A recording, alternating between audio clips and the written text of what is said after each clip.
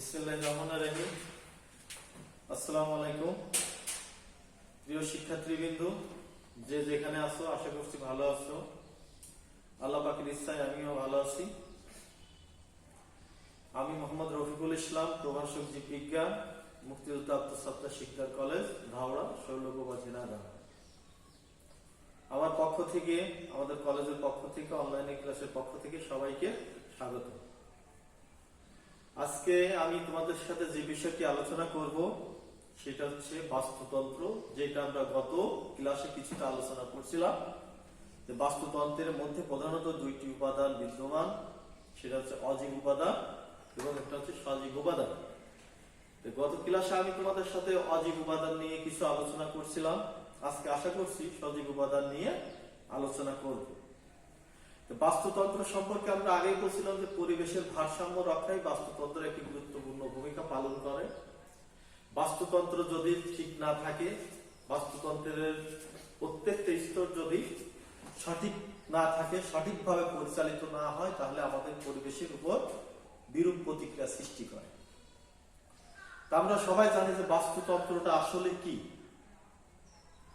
বাস্তুতন্ত্র আমরা বুঝি যে নিয়মের মাধ্যমে কোন একটি নির্দিষ্ট স্থানে জীব উপাদান এবং অজীব উপাদানের মধ্যে পারস্পরিক ক্রিয়া বা আদান প্রদান ঘটে, সেটাকে আমরা বাস্তুতন্ত্র বা ইকোসিস্টেম বলে। ইকোসিস্টেমের দুইটা ভাগের ভিতরে আমরা আজকে দেখব।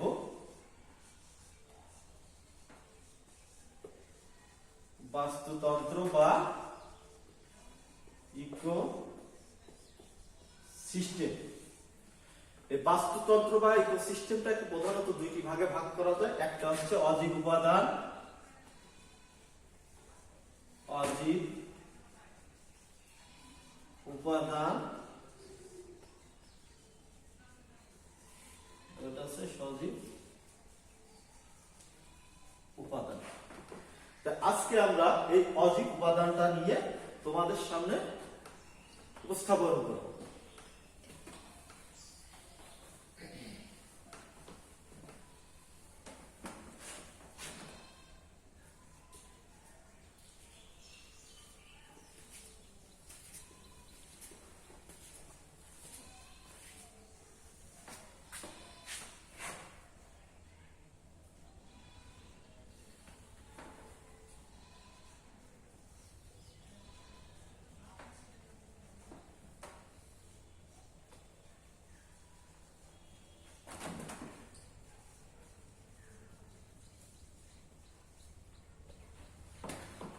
আমরা অজীব উপাদানের মধ্যে প্রধানত তিনটি ভাগ পেয়েছি। এটা হচ্ছে উৎপাদক, একটা হচ্ছে খাদক, একটা হচ্ছে বিয়োজক।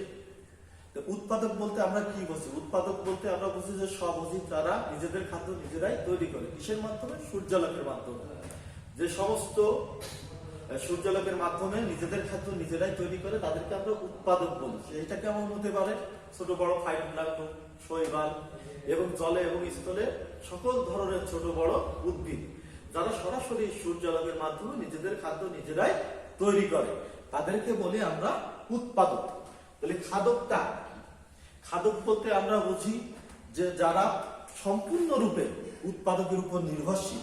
এক কথায় আমরা বলতে পারি যে উৎপাদকের তৈরি খাদ্য খেয়ে যারা বেঁচে থাকে তাদেরকে আমরা উৎপাদক বলি, খাদক বলি। খাদককে প্রধানত তিনটা ভাগে ভাগ করা যায়: প্রাইমারি কনজুমার, সেকেন্ডারি কনজুমার এবং থার্ড বা টারশারি কনজুমার। এখন আমরা খাদকটা নিয়ে একটু আলোচনা করব। যে primary consumer, secondary consumer, tertiary consumer. তাহলে খাদকটাকে আমরা তিনটা ভাগে ভাগ করতে পারি। একটা হচ্ছে প্রাইমারি কনজুমার, একটা আছে সেকেন্ডারি কনজুমার, একটা আছে টারশিয়ারি কনজুমার। অথবা প্রথম স্তরের খাদক, দ্বিতীয় স্তরের খাদক, তৃতীয় স্তরের খাদক, যেটাকে আমরা বাংলায় বলি। তাহলে প্রথম স্তরের খাদক বা প্রাইমারি কনজুমার কাকে বলে? প্রাইমারি কনজুমার বলতে আমরা বুঝি যে উৎপাদকের তৈরি খাদ্য খেয়ে যারা বেঁচে থাকে বা জীবিকা নির্বাহ করে, তাদেরকে আমরা বলি প্রাইমারি কনজুমার। সম্পূর্ণ এরা উৎপাদকের উপর নির্ভরশীল এবং এদেরকে উৎপাদকের তৈরি খাবার খেয়ে এরা জীবন ধারণ করে। এটাকে বলে আমরা প্রাইমারি কনজুমার। এরপর আসলো কি সেকেন্ডারি কনজুমার বা দ্বিতীয় স্তরের খাদক। দ্বিতীয় স্তরের খাদক বলতে আমরা কি বুঝি? যারা প্রথম স্তরের খাদককে খেয়ে জীবন ধারণ করে তাদেরকে আমরা বলি সেকেন্ডারি কনজুমার বা দ্বিতীয় স্তরের খাদক। তাহলে দ্বিতীয় স্তরের খাদক কারা?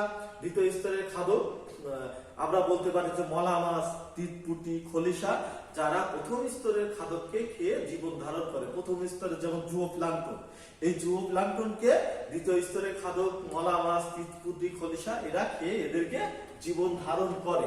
তাহলে প্রাইমারি কনজুমার আমরা পেয়েছি, সেকেন্ডারি কনজুমার পেয়েছি, টারসিয়ারি বা সর্বোচ্চ স্তরের খাদক বা আমরা যেটাকে বলি তৃতীয় স্তরের খাদক।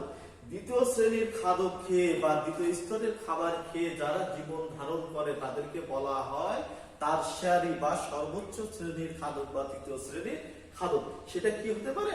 বোয়াল মাছ, শোল মাছ, গজার মাছ। তাহলে আমরা দেখতেছি যে উৎপাদকের ভিতরে আমরা অজৈব উপাদানের মধ্যে আমরা উৎপাদক পেয়েছি, খাদক পেয়েছি, বিয়োজক পেয়েছি। এখন বিয়োজক কারা হতে পারে? যে সকল উপাদান বাস্তুতন্ত্রে মিলিত জীবের কলাভুক্ত জটিল যৌগ থেকে নিজেদের কিছু অংশ শোষণ করে এবং জৈবিক খাদ্যদ্রব্যকে ভেঙে সরল দ্রব্যে পরিণত করে পরিবেশে ফিরিয়ে দেয়, সেটাকে বলা হয় বিয়োজক। যেমন কি ব্যাকটেরিয়া এবং ছত্রাক। অথবা আমরা আরো সহজভাবে বলতে পারি যে পুকুরে বসবাসকারী সমস্ত জীব মৃত্যুর পর মাটির সাথে মিশে এক ধরনের হিউমাস তৈরি করে, সেটাকে আমরা বলবো বিয়োজক। তাহলে বাস্তুতন্ত্রের মধ্যে আমরা দুইটা উপাদানের মধ্যে একটি উপাদান হচ্ছে অজীব উপাদান। অজীব উপাদানটাকে আমরা প্রধানত তিনটা ভাগে ভাগ করতে পারি, যেটা হচ্ছে উৎপাদক, খাদক, বিয়োজক। খাদকের মধ্যে আমরা তিনটা ধাপ পেয়েছি, প্রথম স্তরের খাদক, দ্বিতীয় স্তরের খাদক, তৃতীয় স্তরের খাদক এবং লাস্টে পেয়েছি আমরা বিয়োজক। আমরা জানি যে বাস্তুতন্ত্র বিভিন্ন রকম হয়ে থাকে। সাধারণত আমরা দেখি যে জল বাস্তুতন্ত্রটা নিয়ে আমরা বেশিরভাগ আলোচনা করি, কিন্তু স্থলজ বাস্তুতন্ত্র একটা বাস্তুতন্ত্র যেটা সম্পূর্ণ ভূমির উপর অবস্থিত। আর সাধারণত আমরা পুকুরের বাস্তুতন্ত্র নিয়ে আলোচনা করি। পুকুরের বাস্তুতন্ত্রের ভিতরে এমন কিছু ধাপ আছে যে ধাপগুলো আমাদের লক্ষ্য করতে হবে যে প্রথম স্তরের খাদকটাকে যেন দ্বিতীয় স্তরের খাদক খেতে পারে, দ্বিতীয় স্তরেরটাকে যেন তৃতীয় স্তরের খেতে পারে। এবং উৎপাদক যারা সম্পূর্ণরূপে সূর্যালোকের উপর নির্ভরশীল, পুকুরে যত ধরনের জলছলা এবং উদ্ভিদ আছে ভাসমান, তারা সবই উৎপাদক, যারা সৌরশক্তিকে সৌরশক্তির মাধ্যমে নিজেদের খাদ্য নিজেরাই তৈরি করতে পারে। তাহলে আমরা আজকে বাস্তুতন্ত্রের অজীব উপাদানের একটা অংশ শেষ করলাম।